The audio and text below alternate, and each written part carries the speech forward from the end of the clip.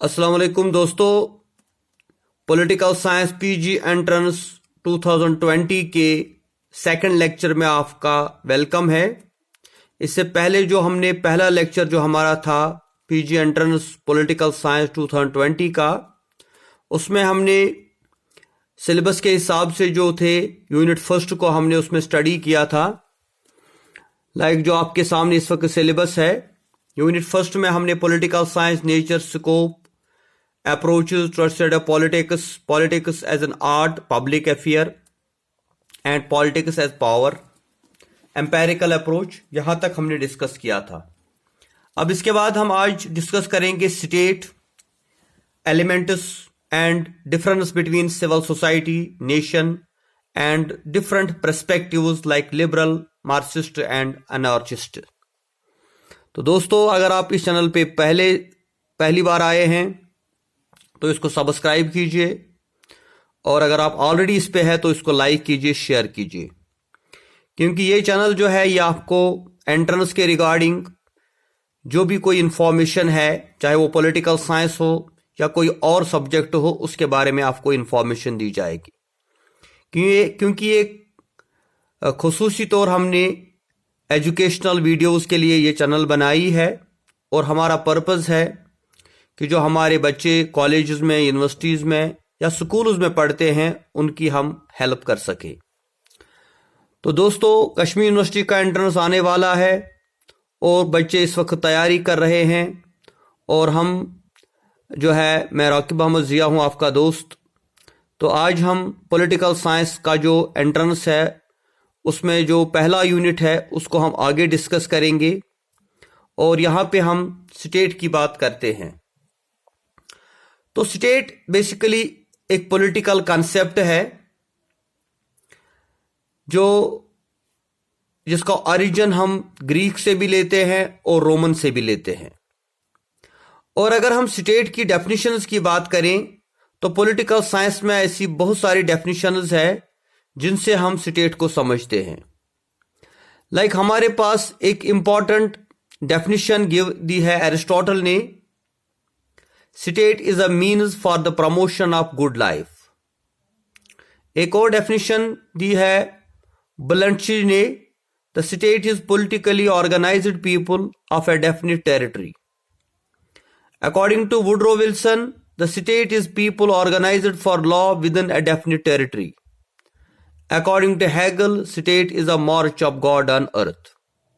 सो अगर इन डेफिनेशंस के बारे में हम बात करें तो पॉलिटिकल साइंस में जो स्टेट का कंसेप्ट है, इसका मीनिंग ये निकलता है कि स्टेट एक पॉलिटिकल ऑर्गेनाइजेशन है जिसके लिए पॉपुलेशन, टेरिटरी, गवर्नमेंट और सॉवरेंटी का होना जरूरी है। अगर हम रोमन ऑरिजिन की बात करें तो स्वेटस एक वर्ड है जिसका मतलब होता है community of man who enjoy rights and perform duties. और मॉडर्न सेंस में अगर हम देखें तो Machiavelli was the first modern political thinker जिसने अपनी किताब द प्रिंस में स्टेट के कंसेप्ट को यूज किया था। और इसके बाद Aristotle, Machiavelli, Karl Marx, Hegel, हर एक पॉलिटिकल फिलोसफर ने स्टेट को डिफाइन किया है। तो स्टेट का जो कंसेप्ट है इसमें काफी लोग जो है कंफ्यूज्ड है कि स्टेट क्या होता है, कंट्री क्या होता है, नेशन क्या होता है। इसलिए इन टर्म्स को हम यहां डिफाइन करते हैं। पहले हम स्टेट की बात करेंगे तो state is basically a political organisation, it is a political association, but every political association is not a state until and unless it will not have four essential elements: population, territory, government and sovereignty। तो state के compulsory जो elements है वो 4 होते हैं। Population जो है, इसके बारे में अगर हम प्लेटो की बात करें तो प्लेटो ने कहा था कि स्टेट की पॉपुलेशन 5040 होनी चाहिए, यानी 5040। और रूसो ने कहा था स्टेट की पॉपुलेशन 10,000 होनी चाहिए। लेकिन यह कोई क्राइटेरिया नहीं है। आजकल हम देखते हैं चाइना, इंडिया, रशिया, अमेरिका की अगर हम बात करें तो ये ऐसे कंट्री, स्टेट्स है जिनकी पॉपुलेशन बिलियंस के करीब है। और वही दूसरे side San Marino, Monaco, Vatican City की हम बात करें तो उनकी पॉपुलेशन थाउजेंड्स में है। टेरिटरी की जहां तक बात आती है तो ये सेकंड एसेंशियल एलिमेंट है, क्योंकि नोमैड्स और जिप्सीज जो वॉन्डरिंग पीपल होते हैं they can not form A state, क्योंकि एक टेरिटरी एक जमीन का टुकड़ा होना आपके पास जरूरी है। इसीलिए हम देखते हैं जो ज्यूज थे वो 1948 तक वो घूम रहे थे इधर उधर, क्योंकि उनके पास कोई टेरिटरी नहीं। फिर जब फलस्तीन में उनको एक जमीन का टुकड़ा मिला तो उन्होंने अपनी स्टेट बनाई। तो इसलिए हम कहते हैं कि जो स्टेट के लिए जरूरी है एलिमेंट वो है territory. Then we have government, कि जो स्टेट में लोग रहते हैं इनको ऑर्गेनाइज करने के लिए, गवर्न करने के लिए, कंट्रोल करने के लिए कोई एजेंसी होनी चाहिए जिसको हम गवर्नमेंट बोलते हैं।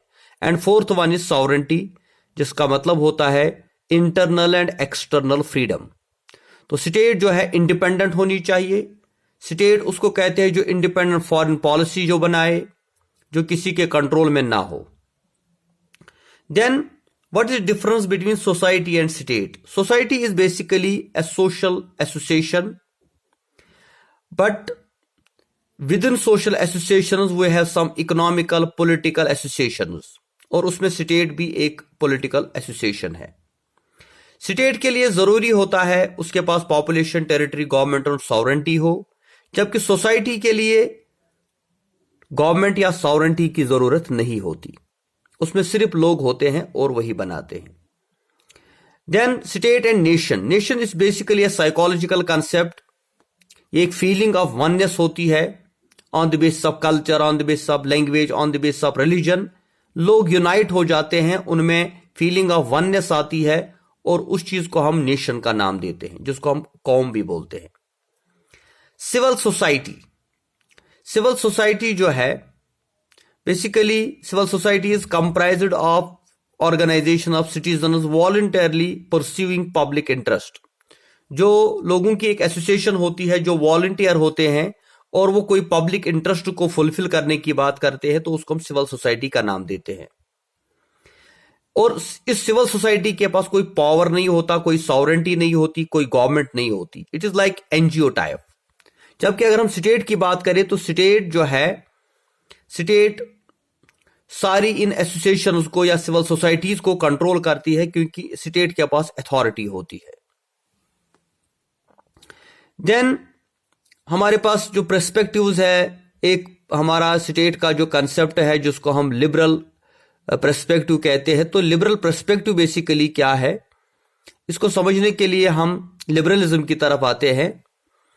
Liberalism is considered as the political philosophy of the capitalist class and has been a dominant philosophy of the western countries for the last 4 centuries। Liberalism जो है ये एक पॉलिटिकल फिलॉसफी है कैपिटलिस्ट क्लास की, और इस फिलॉसफी ने western countries को काफी सालों तक, काफी सदियों तक जो है डोमिनेट किया। ये बेसिकली एक रेवोल्यूशनरी प्रोग्रेसिव फिलॉसफी है एक मॉडर्न टाइम में, जिसमें इंडिविजुअल की फ्रीडम की बात होती है। और इस लिबरलिज्म का जो है 2 पर्सपेक्टिव्स है। ये बेसिकली लिबर वर्ड से निकला है, जिसका मतलब होता है फ्रीडम या लिबर्टी। लेकिन इसमें क्लासिकल और नेगेटिव लिबरल पर्सपेक्टिव्स है। जो क्लासिकल लिबरल थ्योरी थी, जिसको हम नेगेटिव लिबरलिज्म भी बोलते हैं, इसमें क्या कहा गया था कि जो स्टेट है, स्टेट इतनी पावरफुल नहीं है जितना इंडिविजुअल है। तो स्टेट को लिमिटेड रोल प्ले करना चाहिए, जिसको हम लेजी स्फीयर स्टेट भी बोलते थे, necessary evil. According to liberalistic perspective classical, उनका लगता था कि स्टेट एक नेसेसरी इवल है और ये एक लेजी स्फीयर है कि लीव वन अलोन। स्टेट को इंडिविजुअल को अलग छोड़ना चाहिए, इंडिविजुअल को फ्रीडम देनी चाहिए, because they consider it was evil, because it was considered the enemy of the individual. State को मानते थे कि वो इंडिविजुअल का जो है दुश्मन है, और इसलिए उनका ये कंसेप्ट था कि जो स्टेट है वो सिर्फ लॉ एंड ऑर्डर को मेंटेन करे और जो हमारे कॉन्फ्लिक्ट्स है उनको दूर करे, और बाकी जो कुछ भी है उसमें फ्री कंपटीशन होना चाहिए। Individual should be left alone. In other words, individual was to have to maximum freedom with minimal hindrance और interference on the part of state. बहुत कम स्टेट का इंटरफेरेंस होना चाहिए। हर्बर्ट स्पेंसर एक पॉलिटिकल फिलोसोफर है, उसे कहा था state exists merely because crime exists and it is public function therefore is to protect and restrain, not to foster and promote. Sir Spencer कहता है कि स्टेट इसलिए है क्योंकि क्राइम है, अदरवाइज स्टेट की कोई जरूरत नहीं थी। यानी वो इस क्लासिकल थ्योरी नेगेटिव लिबरलिज्म को सपोर्ट करता है। तो क्लासिकल लिबरल थ्योरी जो थी, क्लासिकल लिबरल पर्सपेक्टिव जो स्टेट का था, उसमें कहा गया था the absolute value of human personality and the spiritual equality of all individuals. इसके ऊपर जोर दिया गया। Autonomy of the will of the individual, essential rationality and goodness of man, इन चीजों की बात इन्होंने की थी। और अगर वहीं हम दूसरी तरफ जाएं, modern and positive perspective of state, तो modern liberalism also called positive liberalism, and according to this theory state is basically a welfare institution. State एक वेलफेयर इंस्टीट्यूशन है और it provides the greatest happiness for the greatest number of people, जो Bentham ने हमें thought दिया था। तो इसलिए क्लासिकल लिबरलिज्म और पॉजिटिव लिबरलिज्म में डिफरेंस है। अगर हम जर्मी बेंथम की बात करें तो जर्मी बेंथम जो था वो बेसिकली पॉजिटिव लिबरलिज्म की बात करता है। तो इस तरह से वो सपोर्ट करता है वेलफेयर स्टेट को, जनरल हैप्पीनेस हैप्पीनेस की उसने बात को बोली थी। और बाद में जॉन मिल जो था, जॉन स्टुअर्ट मिल, जेस मिल जिसको हम बोलते हैं, तो उसने भी जर्मी बेंथम के थॉट्स को जो है फॉलो किया। मिल को बेसिकली हम चैंपियन ऑफ लिबर्टी बोलते हैं और उसने इंडिविजुअल को सेंटर में रखा था। He believes that the state was for the welfare of the individual. He wanted what the activities of the state should be increased, so it worked for the welfare of the individual. According to Mill, the role of modern state was that of the welfare state. तो मिल ने state को जो है एक welfare institution माना था और उनको लगता था कि स्टेट जो है उसको ज्यादा पावर देना चाहिए as compare to the individual. तो ये है लिबरल पर्सपेक्टिव। उसके बाद दूसरा हमारा जो है that is Marxist concept of state या Marxist perspective of state. Karl Marx को सब लोग जानते हैं। He was a German philosopher और उसने जो थ्योरी दी थी क्लास स्ट्रगल की या सरप्लस वैल्यू की, तो उसी में उसने अपना जो स्टेट का कंसेप्ट दिया था वो टोटली बेसिकली अगेंस्ट है स्टेट की, क्योंकि वो स्टेटलेस और क्लासलेस सोसाइटी की बात करता है। बेसिकली वो उस स्टेट के अगेंस्ट है जो कैपिटलिज्म के कंट्रोल में आती है। So the Marxist theory of the origin of state is to be found in writings and views of revolutionaries, philosophers and thinkers like Karl Marx, Engels, Lenin, Stalin, Mao, Gramsci and Lukács। ये वो लोग हैं जो Marxian theory को support करते हैं। According to this theory, the state neither originated in the will of the society nor it is maintained for the benefit of the all sections of society। तो Marxian theory का मतलब यह है कि वो कहते हैं कि जो स्टेट है ये बेसिकली इंसान के फायदे के लिए नहीं बनाई गई है और न सब सारे लोगों के फायदे के लिए। इससे एक पर्टिकुलर सेक्शन को, जिसको हम कैपिटलिज्म बोलते हैं, उनको फायदा मिलता है। State society is natural institution but state is not. वो कहता है स्टेट और सोसाइटी में डिफरेंस है। सोसाइटी जो नेचुरल है, लेकिन स्टेट जो है एक आर्टिफिशियल इंस्टीट्यूशन है और इंसान का बनाया हुआ है। The state does not come into existence for the fulfilment of the moral purpose. It originates in conflict and operates as the instrument of domination। तो state as an instrument of class exploitation. Marxian theory में बोला गया था कि state एक instrument है exploitation का, क्योंकि यहां पर अमीर लोग गरीबों को एक्सप्लॉयट करते हैं। या कहते हैं दूसरा पॉइंट उनका है, state is a historical product. State is not made by God, it is not a wider form of family, it is the result of war, violence and power. So तीसरी बात उन्होंने बोली है, the state is the expression and the result of class struggle and class antagonism. यानी जो class struggle है जिसमें दो क्लास होते हैं, हैव्स एंड हैव नॉट्स, तो हैव्स का कंट्रोल स्टेट के ऊपर होता है। State is a class organisation. Marx कहता है state is a necessary class organisation in which ruling power centres in that class which controls means of production. तो यही सब कुछ कंट्रोल करते हैं और सब कुछ ये अपने फायदे के लिए करते हैं। इसलिए जो स्टेट है इसको खत्म होना चाहिए। एक क्लासलेस और एक ऑपरेसिव इंस्टीट्यूशन है। मार्क्स कहता है state is an oppressive institution, ये जालिम है।